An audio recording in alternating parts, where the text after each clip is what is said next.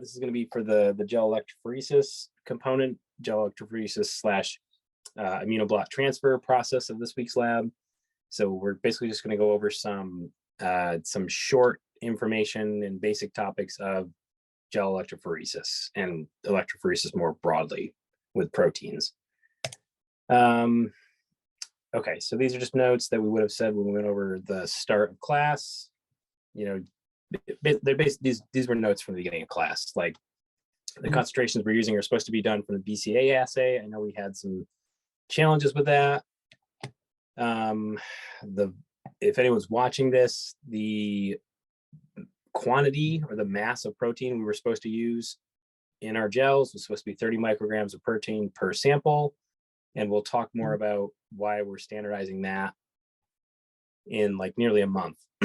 So the last week of this section, we'll talk about why we normalize the quantity of protein if it doesn't come up before then. Hopefully everyone's already submitted their antibody choice. So before I start any of this, does anyone here have any questions about like those notes? I mean, it's basically like notes about the past at this point.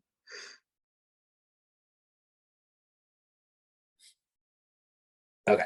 All right. So this is going to be even less exciting over via Zoom. So what is electrophoresis, right? It's the movement of charged molecules in an electrical field. We use it to separate out mixtures of proteins or nucleic acids. So if you guys remember, we've done this technically twice with nucleic acids, right? We separated out our ribosomal RNAs way back in like the second week of our, or third week technically of our RT-PCR section, where we had that 28S and 18S band of RNA that was supposed to separate out. A few groups had okay-ish bands. I know not a lot of people had really great bands. And then we obviously did this when we separated out our RT-PCR DNA amplicon products, right? We separated out all of our different genes from all our different samples. So overall, it's the same basic process, except today, air quoting, we're using to separate out proteins instead of RNA or DNA. So this technique can be preparative, analytical, or diagnostic, right? So preparative, you can use this technique to technically, collect samples from research subjects, whether that's rodents or zebrafish, or, technically, I guess if you want to do this in tissue in a like medical testing lab, you could. It can be analytical. So you can use this to identify protein levels of protein expression from samples. It can be used analytically, right? So it's quantitative. You can use this as a quantitative measure, and then diagnostic as well. So at the end of all this, we are going to be using antibodies to stain and evaluate relative protein expression of specific proteins. So in a diagnostic capacity, you could do this to basically identify whether or not certain proteins or post-translationally modified proteins are present in samples. And I know I talked to one group in one of the labs about that post-translational modification aspect, right? So basically, in the last step, when we stain our immunoblots with antibodies, we can use specific antibodies to stain for phosphorylated proteins versus unphosphorylated proteins, right? So the same protein, the only difference is a phosphoryl group or a phosphate group has been slapped onto there. And we can basically use two different antibodies to identify the ratio of phosphorylated versus unphosphorylated proteins, right? And that, among other things, that can be used as a diagnostic tool. So in general, electrophoresis is performed in the gel matrix. So when we did our nucleic acid work, we used agarose gels. Today, we are going to use a polyacrylamide gel, but the same principles exist. They're both gel matrices. And so to like emphasize why you guys should care about this and the utility of it is that, this is one of the most commonly used techniques in the life sciences. It's used in research. Again, it's used in biomedical testing labs. It's a really, really common technique used in a lot of different settings. Any questions about that? Okay. So I think you guys have this formula in your protocol. Basically, we aren't going to quantify anything in this way. We just have this formula here to demonstrate some of the variables that are involved in how charged molecules move through our gel matrices. So, here's our formula, and then here are our variables defined. So V is velocity of the molecule, V. So that's literally how fast our molecules move through our gels. Yeah, I mean, it's literally how fast they move through our gels. So our variable Q over here is the net charge on the molecule. So whether that's positive, negative, whether it's positive or negative, right? That'll affect which pole it's going to, your molecule or your protein or your nucleic acids are going to migrate to, right? Remember, anions in an electrolytical field, anions travel towards the anode and cations travel toward the cathode. So anions, which are negative, travel towards the positive pole, and cations, which are positive, travel towards the negative pole. E over here is the applied voltage. So that's units of volts volts per centimeter. So this is something that we control manually in our protocols or our manuals. This week for gel electrophoresis, initially we're running our gels at 120 volts. So this is something we can crank up or crank down depending on what we want to do, right? And essentially, the higher the voltage, the faster our molecules will travel through our gel. With the trade-off being, so you can crank down the voltage and things will travel slower. And obviously you can crank up the voltage to make things go faster. But there's like this happy medium between, too slow or unnecessarily slow, I guess, adequately paced. And then, the systems will only tolerate certain currents or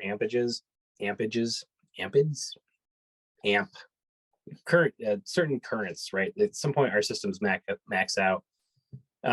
So if you try to crank up the voltage too high, your electrolytic system won't run. Like our boxes were having trouble Tuesday AM. Both of our boxes shut down with the initial buffer I was using. The other trade-off being that like the higher you crank up the heat or the higher you crank up the voltage, the more heat is produced, right? And at some point that becomes not good for your gels and not good for your samples. So there's this happy medium between unnecessarily slow and adequately paced, and then over pacing where you're going to hurt your samples and your gels.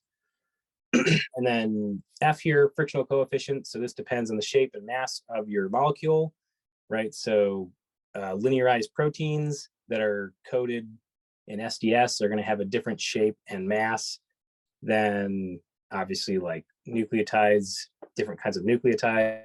And then like smaller proteins obviously have a lower mass than bigger proteins. Okay, any questions about that? Basic principles that drive things moving through an electrolytical field through a gel. Okay, so this is different kinds of solid supports for electrophoresis, right? So I mentioned this a couple slides ago.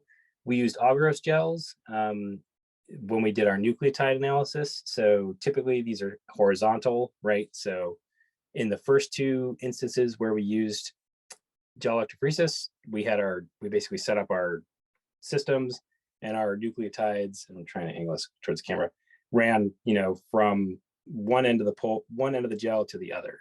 Whereas this week, our gels were vertical and they ran from the top to the bottom. So typically agarose gels are horizontal and used for nucleotides or non-denatured proteins. This week, we're using polyacrylamide gels, which are typically vertical. And so polyacrylamide is basically this linked up polymer system that forms our gel. So it's cross-linked polymers of acrylamide and bisacrylamide, and the density at which those polymers form basically sets the porosity of our gel, right? So the more concentrated and the more cross-linked our polymers become at a higher concentration, the smaller the pores in our gel. And my analogy about pore size is about to come up when I click this thing again. Polyacrylamide gel electrophoresis is typically shortened to PAGE, right? Polyacrylamide gel electrophoresis is a mouthful. You can just call it PAGE, it's fine. And so I guess I'll cue this. So when I talk about higher acrylamide concentration equals smaller pores, again, I mentioned this in some classes. I make the analogy that a gel electrophoresis is a lot like Plinko from The Price is Right, right? So if we think about this puck here, the puck that's moving down the Plinko board as our proteins or our nucleotides, right? The molecules we're sending through our electrolytic field in our gels. And then these pegs, right? The peg system in our Plinko board as the concentration of our gel matrices, right? Whether that's agarose or PAGE. The two are related in this way, right? So hopefully everyone knows that the bigger the protein or the bigger the molecule, the slower they're going to move through a gel field, right? So if we think about our puck as our protein again, a small puck is going to move through this field a lot faster, whereas a big puck is going to take a lot longer to fall, down this field. So think of the puck as our protein or our nucleotides. And then the concentration of our gels, think about them as these pegs, right? The whole pegging system in this thing. So the higher the concentration, right, the closer the pegs are together, the smaller the pores. And that's going to make everything travel through this field a lot slower. Whereas if you make your gel a lot less concentrated, you spread those pegs out, you make the holes and the gaps between them a lot bigger, and your Plinko puck is going to fly through it. Right. So I try and use that example every year in class. I like to think of gel electrophoresis as this Plinko system. So it brings us back to our last note here. So the separation of proteins is a combination of electrophoresis and molecular sieving effects, right? So small molecules travel fastest. Any questions? Okay, right. So there are two different types of PAGE processes that we discuss in lab, native versus denaturing. So native gels or native PAGE, electrophoresis occurs with a native conformation of proteins, right? So these are three-dimensional proteins that have functional conformation. They're in their three-dimensional working shapes. In this instance, separation is based on size, shape, and surface charge, right? We haven't done anything to disrupt the native structure of these proteins. So they're, whether they're globular or fibrous, they're still in their functional conformation. So when you're using a native gel, the activity of an enzyme is usually maintained during the whole process, right? The analogy that I use here is you could technically run samples of proteins or enzymes through a gel on a native PAGE system. And then, if you knew where that protein was in the gel, you could stamp it out, isolate it, and then theoretically dissolve the gel around it and then have functional enzyme or functional protein. Any questions about that? Okay, and then what we're using today, again, air quotes, because the lab's done, is a denaturing gel, right? So the denaturing gel type that we're using is SDS PAGE. I don't know where it's going to say it, but so SDS stands for sodium dodecasulfate polyacrylamide gel electrophoresis, right? Again, it's a giant mouthful, so people usually just say SDS PAGE. And with this gel, with these kinds of gels, especially this week, these are typically run in the presence of a detergent and a reducing agent, right? So SDS, sodium dodecasulfate, is a detergent that's going to help. It's going to help denature our proteins, as well as in this instance, coat our proteins with it's going to like uniformly coat our proteins in a negative, with a negative coat, I guess. I'm not using the right words there, but it's going to form a uniformly negatively charged field around all of our proteins, in addition to denaturing them.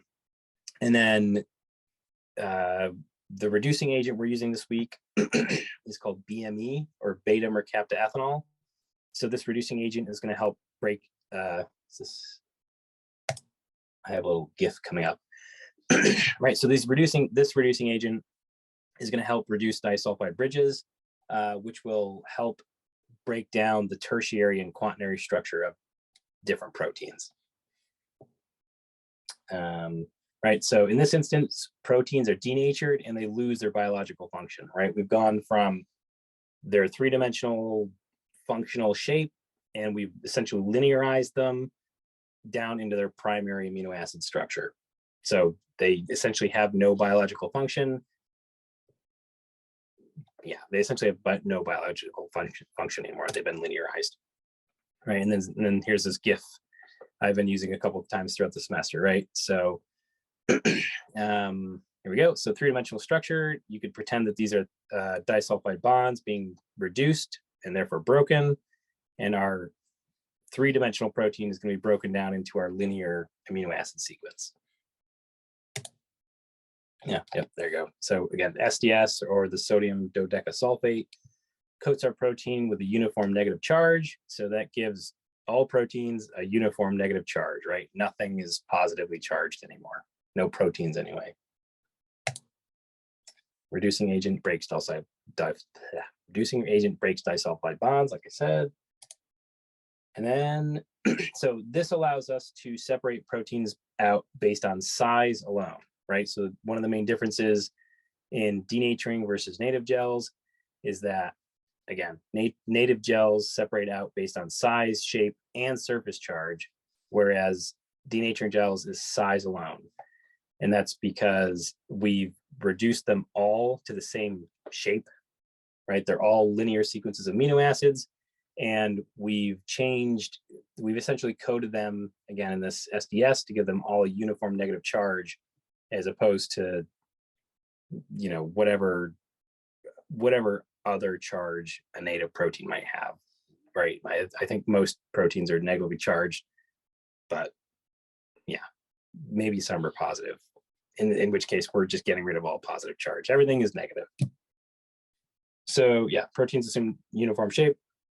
And this also allows us to determine the molecular weight of our proteins, right? If we run unknown proteins against a protein ladder, and again, a ladder is something that, you know, we have put together. It's just, we basically make a soup of differently sized protein chunks, if you want to call them that.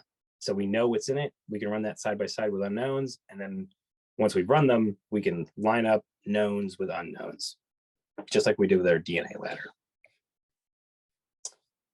And so emphasizing this, in a denaturing gel, again, activity of the enzyme is lost, right? We've gone from three-dimensional functional shape down to a linear non-functional shape. And of note, denaturing gels is the most common method. Any questions about that? Okay. So essential components of polyacrylamide gel electrophoresis, right? So this is meant to be our linearized amino acid sequence. You can kind of see that, you know, this is supposed to be a positive amino acid, negative, negative, positive, positive. When we expose them and treat them with SDS, we give them that uniform negative coat so that, you know, there are no longer any positive charges. So essential components of page, molecules of interest must be charged, right? They must be charged, otherwise they wouldn't move in an electrical field. Sort of like when we did our isoelectric point calculations for peptides and amino acids. Current flows from negative to positive electrodes. There must be a solid support that limits diffusion but conducts current, right? So we couldn't use a block of wood in places of our gels, right? Wood's not going to conduct current very well. And it's also not going to let proteins, you know, diffuse, I guess. It's not going to let proteins diffuse through it. So you need a solid support that conducts current, right? If we try to do this in just liquid, like if we just pipetted our proteins into the liquid and flipped on the power, they would just fly to the other pole. They wouldn't separate out. I mean, they would probably move so fast that you couldn't separate them out, and they'd just be floating around in liquid and diffusing away from wherever you pipetted them in. You also need a buffer to carry current and to maintain molecular stability. So there's some discussion questions, or like the discussion / thought questions in your protocol. You know, why did we choose the buffers we chose? Again, like think back to chapter 3 when we discussed buffers and pKa's and weak acids. And ultimately, at the end of all this, we have to have the ability to detect molecules of interest, right? Like, what's the point of putting random unknown proteins into a gel, flipping on the power, and then letting them travel through a gel if there's no way to detect them after we've done that? So our gel is placed between 2 different buffer chambers. Our electrophoresis buffer is around a pH of 8. Again, this is all in the protocol. The gel sample buffer components. We used beta mercaptoethanol as our reducing agent. Again, that breaks our disulfide bonds. Typically, they form between 2 cysteines. SDS is an anionic detergent. Again, think back over here. And that's going to help denature proteins, right? So because we're reducing disulfide bonds as well as exposing these guys to a detergent, we're essentially eliminating quaternary structure, right? So polypeptides that have quaternary structure after this process no longer have quaternary structure, right? We've dissociated multi-subunit proteins. I've already discussed the SDS thing.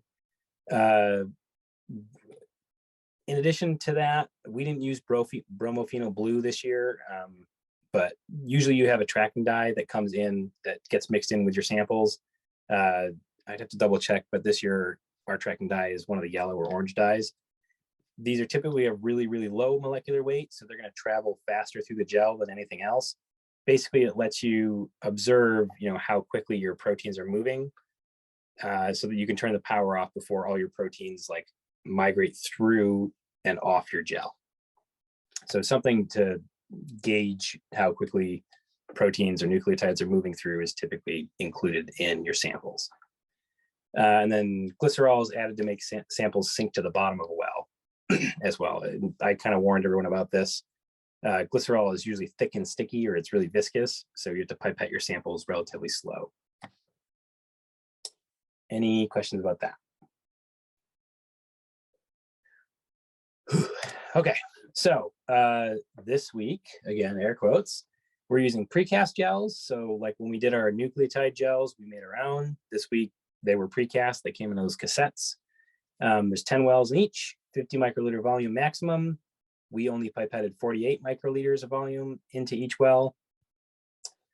The top stacking gel layer, so basically up here, is 4% acrylamide. And then the stacking gel, stacking gel concentrates protein sample into a tight band initially. So this basically lets your sample concentrate here.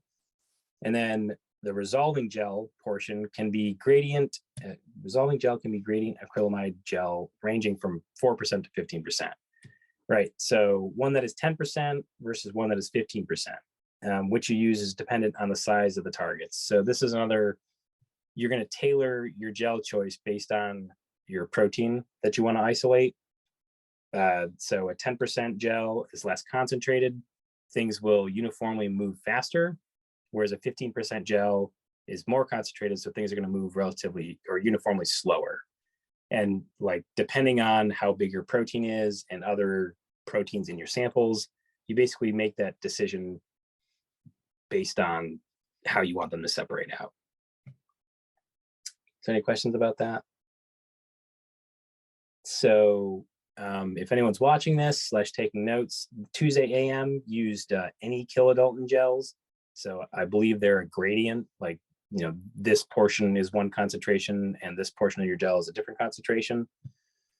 And then Tuesday PM and Wednesday PM all use 10% page gels or polyacrylamide gels. So the whole thing is 10%, right? So they're going to have different separation patterns. When proteins enter resolving gel, smaller proteins move faster. We know that. Tracking dye moves the fastest. I said that. And your tracking dye can visualize protein migration with molecular weight standard samples. Okay. All right. So I guess of note while we're looking at this. So we mentioned you have to have a way to visualize your proteins. You can't even see the tracking dye there. So at the end of all this, you need to have a way to visualize your proteins, right? So this is an example of a Kumasi blue stain. So Kumasi blue will basically stain all protein, right? Over here we have our ladder. So we could compare this to vendor information to know how big this band is versus how big this band is versus how big this band and that band, et cetera. But Kumasi blue is going to uniformly stain all protein, right? Which can be useful in different applications, but it has its limitations. So the analogy or the example we're using here is that we've stained our whole gel with Kumasi blue, right? Let's pretend this is a 750, or let's say it's 1,000 kilodalton protein ladder. So we know the bands that are in alignment with that also are proteins that weigh 1,000 or 100 kilodaltons. 1,000 kilodaltons, is that what I said? We know these bands are also 1,000 kilodalton protein. Jesus, they're also proteins that weigh 1,000 kilodaltons or have the molecular mass of 1,000 kilodaltons. The problem is, like, well, so in addition to that, bigger, darker blue lines means more protein, right? So that's why I picked this. There's a lot of protein here at the 1,000 kilodalton marker. And then if you look at other samples, you can tell there's a lot of other size proteins in these samples. The problem with this is we don't know if this is a lot of the same protein at 1,000 kilodaltons or if it's just a bunch of different 1,000 kilodalton proteins, right? This could be like, this sample could have this sample could have a whole lot of the same protein compared to this, or this band here could have 1,000 different proteins that all weigh 1,000 kilodaltons. There's no way of knowing. All we know confidently is that this is a general protein stain, which is why we're going to use the technique called immunoblotting or Western blots to identify whether or not this is a lot more of one protein or, not more of one protein. And so this is the last step, basically. So, right, we ran our proteins through our gels. We didn't stain them, so we didn't get this good visualization. But after we ran our proteins through our gels, we slapped them together with our sandwiches, and we moved our proteins from gel to our immunoblot. And that immunoblot is what we're going to stain roughly 4 weeks from now. 3 weeks. Our last week in lab is when we're going to set that up and do it, visualize it. Okay, so gel, these are notes about doing the lab. So we don't need those.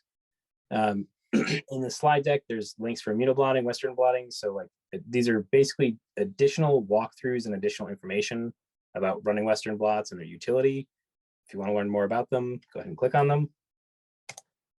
And then basically the last step again, immunoblot analysis, setting up the transfer sandwich. So proteins and protein of interest will be transferred from gel to membrane.